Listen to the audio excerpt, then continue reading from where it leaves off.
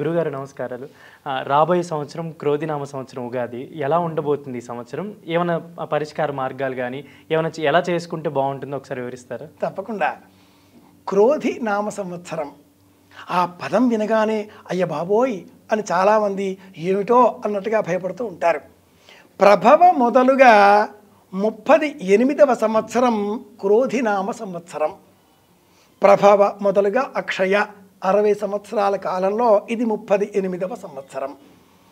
ఈ సంవత్సరానికి సంబంధించి ఫలితాంశాలలో మంగళవారం ఉగాది అయినందువల్ల సంవత్సరానికి రాజు కుజుడు. రాజు, మంత్రి, సేనాధిపతి, అలాగే నీరసాధిపతి, సస్యాధిపతి, రసాధిపతి, ఈ 9 మంది పేర్లు రాజాది నవనాయకులు ఎవరు అని చెబితే ఈ దేహాన్ని నియంత్రించేవారు అని అర్థం. ఈ సంవత్సరానికి రాజు కుజుడు. అలాగే ఆ 9 ఆధిపత్యాలలో 5 ఆధిపత్యాలు కుజుడికే వచ్చినందువల్ల యుద్ధాలు పెరుగుతాయి. రాజుల మధ్య, రాష్ట్రాల ప్రభుత్వాల మధ్య, రాష్ట్ర ముఖ్యమంత్రుల మధ్య భయంకరమైనటువంటి యుద్ధాలు ఈ సంవత్సరం మనం చూడబోతున్నాం. ఒకరో ఇద్దరో లోనికి వెళ్ళారు గత సంవత్సరంలో అంటే వచ్చే సంవత్సరంలో ఈ సంఖ్య 6 దాకా చేరే అవకాశం ఉంది.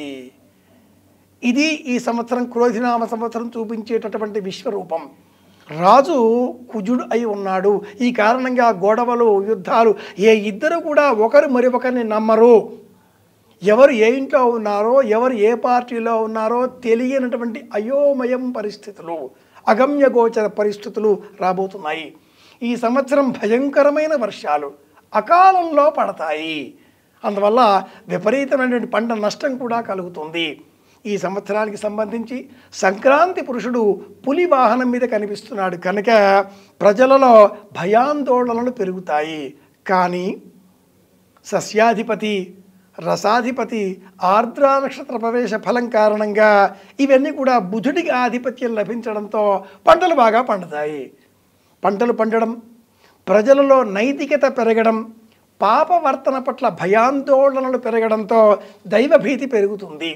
బంగారం ధర ఇంకా భయంకరంగా పెరగబోతుంది. శని వక్రించిన కారణంలో ఉగాది ప్రారంభం అవుతోంది. ఈ సంవత్సరం మనకు ఈ దేశంలో కనిపించే గ్రహణాలు ఏవీ లేవు.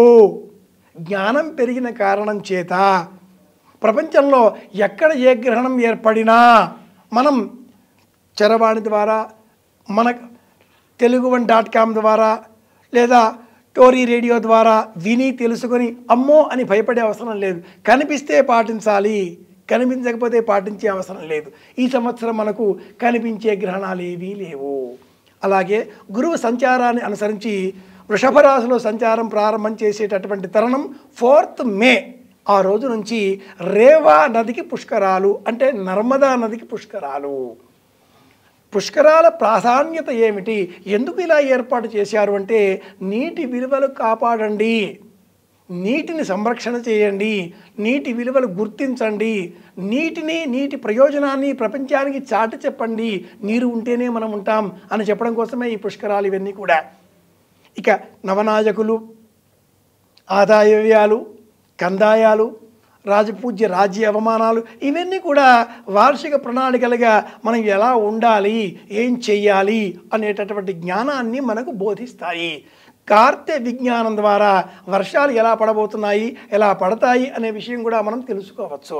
ముఖ్యంగా ఈ సంవత్సరం బంగారం ధర అదుపు లేకుండా పెరుగుతుంది.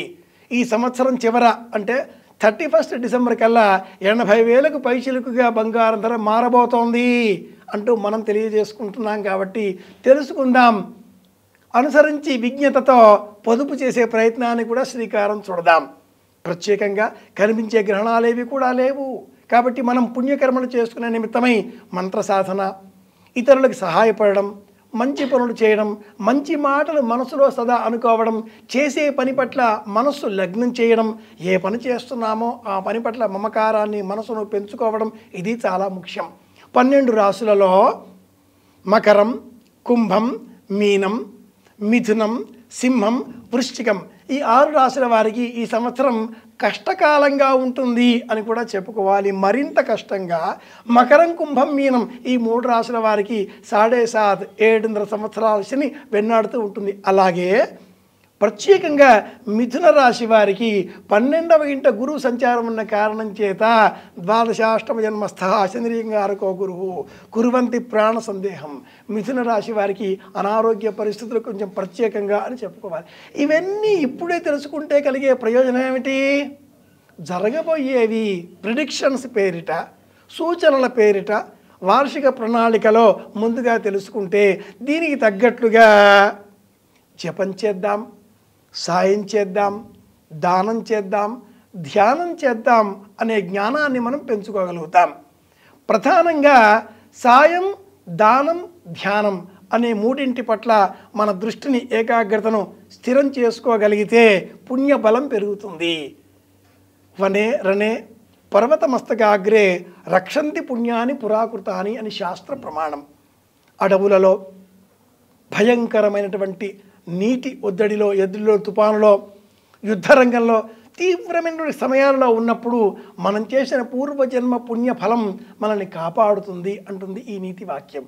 గత జన్మ ఏముందో ఏమో, ఈ జన్మ ఉంది కాబట్టి, ఈరోజు మన చేతిలో ఉంది కాబట్టి ఈరోజు వినియోగించి భవిష్యత్తు బాగుండేలాగా మంచి పనులు చేస్తే కనీసంగా ఈ క్షణమైనా మనం ఆనందంగా ఉండగలుగుతాం అని బోధించేదే పంచాంగం. క్రోధినామ సంవత్సర ఫలితాంశం ఒకే ఒక్కటి.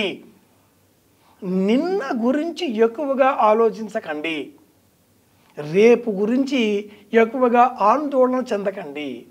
ఈరోజు మీ చేతిలో ఉంది కనుక ఈ రోజును ఆనందంగా పుణ్యకర్మల కోసం వెచ్చించండి.